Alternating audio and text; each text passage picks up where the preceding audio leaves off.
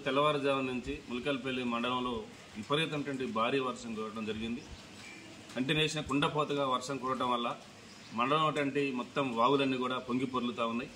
దీనివల్ల ముత్యాలంపాడు, రాచనపేట, జగన్నాపురానికి రహదారి మొత్తం కూడా బంద్ కావడం జరిగింది.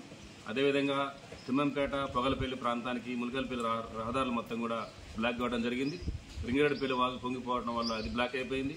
అదే అన్నారము, పూసుగూడెము, సబ్బనపల్లి, వికే రామవరం ఈ ప్రాంతాల మొత్తం కూడా వాగులు రావడం వల్ల మొత్తం వాగులు పొంగడం వల్ల రహదారి మొత్తం అస్తవ్యస్తంగా కావటం వల్ల ప్రజా జీవనానికి స్తంభించిపోవడం జరిగింది. ఇది కాకుండా ఈ మొత్తం మండలంలో మొదటిసారిగా చెరువులు మొత్తం అలుగులు పట్టడం జరిగింది. ముఖ్యంగా ములకల్పల్లి మండల కేంద్రంలో గన్నేరు చెరువు అలుగు పట్టడం వల్ల ములకల్పల్లి సాయిబాబుగూడ ప్రాంతం మొత్తం కూడా వరిపొలాలు, నాట్లు వేసిన వరిపొలాలు మొత్తం కూడా కొట్టకపోవడం జరిగింది. అదేవిధంగా వికే రామవరము, ముచ్చారంపాడు, పూసుగూడెము, తిమ్మంపేట, పొగలపల్లి, మొగరాలగుప్ప, బుకమ్మవాడి, జగన్నాపురం ఈ యొక్క చాపరాడపల్లి ఏరియాలో మొత్తం కూడా రైతులందరూ వేసినటువంటి పంట పొలాలు మొత్తం కూడా వరి పొలాలు మొత్తం కొట్టకపోవడం జరిగింది.